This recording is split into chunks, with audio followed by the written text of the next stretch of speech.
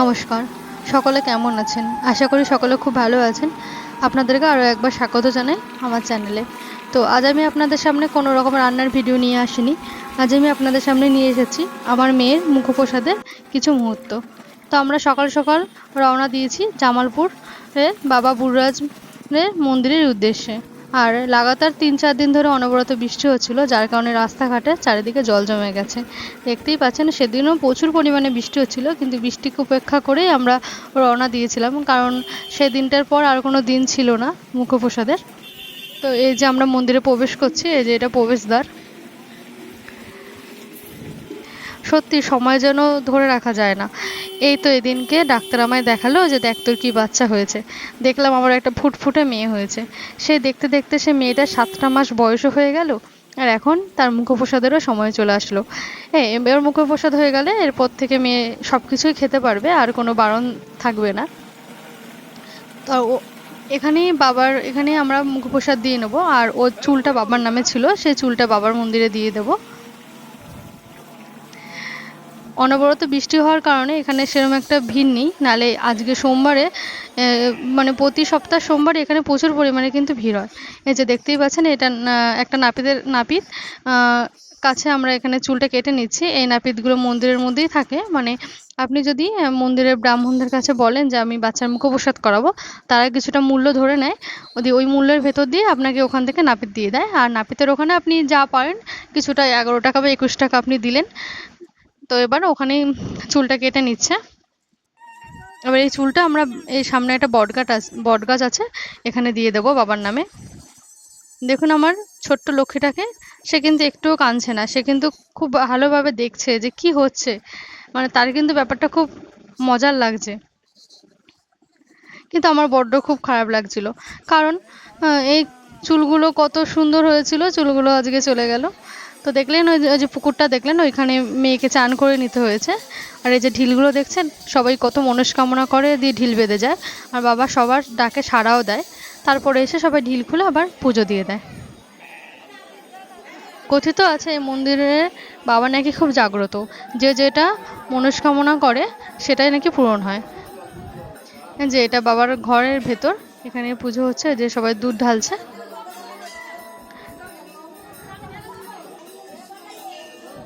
অতিরিক্ত বৃষ্টি হওয়ার কারণে সেদিন খুব একটা ভিড় ছিল না, নাহলে প্রতি সপ্তাহ সোমবারে এখানে খুবই পরিমাণ ভিড় হয়। এই যে আমার রাজকুমারীটা তার বাবার কোলে, সে চারিদিকটা দেখছে ঘুরে ঘুরে। তার প্রথমে বাবার মন্দিরে আসা। এবার আমরা মেয়েকে নিয়ে এই মন্দিরে 3 পাক হোক, 5 পাক হোক, 7 পাক হোক ঘুরতে হয়। আমরা 3 পাক ঘুরেছিলাম।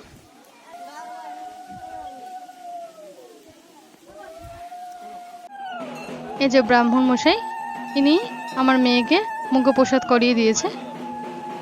আর বাবার এখান থেকে বাবার নামের একটা মাদুলি দিয়ে দিয়েছে, যাতে ওর কোনো আপদ বিপদের হাত থেকে যেন রক্ষা পায়, কোনো রকম বাধা বিঘ্ন যেন ওকে স্পর্শ না করতে পারে।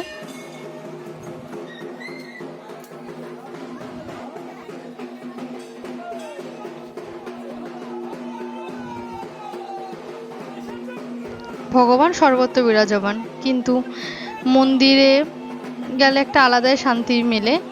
কিন্তু ভগবান তো সব জায়গাতেই আছে, সব জায়গাতে সন্তানদের প্রার্থনা শোনে। আমি মনে করি সৃষ্টিকর্তা আছে বলেই বা ভগবান আছে বলে আজ আমরা সকলে ভালো আছি বা সুস্থ আছি। কারণ সে সবটাই দেখে, সে সবটাই বোঝে। সে দেখে যে কে পাপ করছে, কে পুণ্য করছে। কথায় আছে না, সবার চোখ ফাঁকি দেওয়া যায়, কিন্তু উপরওয়ালার চোখ কখনো ফাঁকি দেওয়া যায় না। যাই হোক, এটাই বলবো, ভগবান সকলকে ভালো রাখুক, মঙ্গল করুক। আপনারা সবাই আশীর্বাদ করবেন, দোয়া করবেন আমার মেয়েটাও যেন ভালো থাকে, সুস্থ থাকে, আর সে যেন মানুষের মতো মানুষ হয়।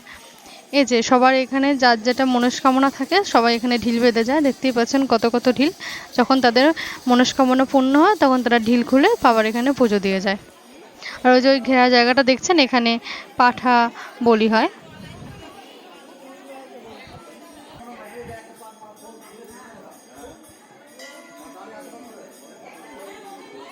এখানে কোনো আলাদা করে মেলা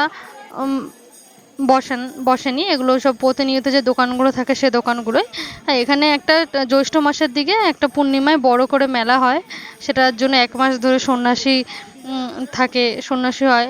সেই মেলাটা আবার অন্যরকম, সেটা নিয়ে না হয় অন্য একটা সময় ভিডিও করব। এবার দেখতেই পাচ্ছেন আমরা রওনা দিয়েছি, এদিকে একটা পুকুর আছে, সে পুকুরের উদ্দেশ্যে, সেটা বাবার পুকুর।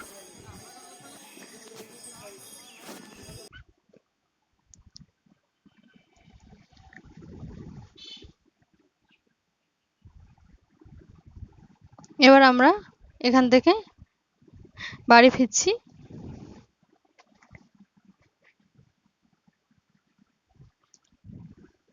আমাদের প্রসাদ দেওয়া হয়ে গেছে, এবার আমরা বাড়ির দিকে রওনা দিচ্ছি। আর আপনাদের মন্দিরের আশেপাশটা আরেকবার দেখিয়ে নিচ্ছি।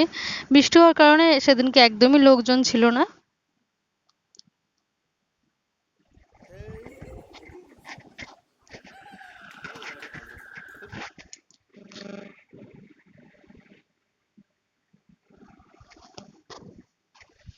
এবার বাড়িতে নিয়ে এসে মেয়ের ভাগ্য পরীক্ষা হচ্ছে যে সে কি তোলে, পেন তোলে না ধান তোলে না মাটি তোলে। এগুলোর একটা নাকি নিয়ম আছে, জানি না এটা কতটা সত্যি না মিথ্যে। এবার এটা সেদিন মুখপ্রসাদ দেওয়ার পরের দিন, এটা সেদিনকার কিছু হয়নি, তার পরের দিন এই যে মেয়েকে চান করিয়ে নিচ্ছে আমরা। সেদিন বাড়িতে একটু ছোট্ট করে আয়োজন করেছিলাম আমার মেয়ের জন্য, আমার প্রথম থালা সাজিয়ে দেওয়া।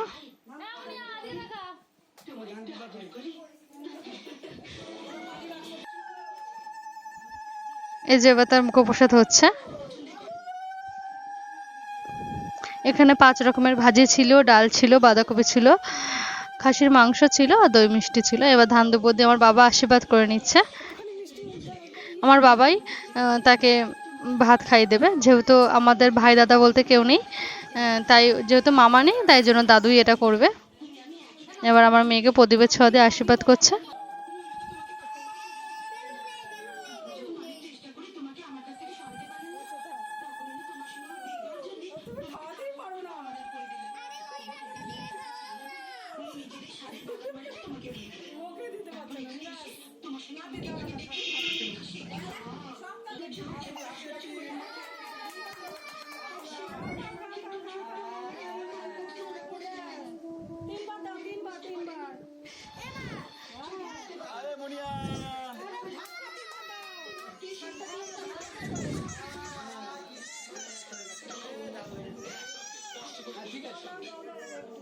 সে প্রথম ঝালকে সে কি যে কান্না, সে আর থামে না তার কান্না।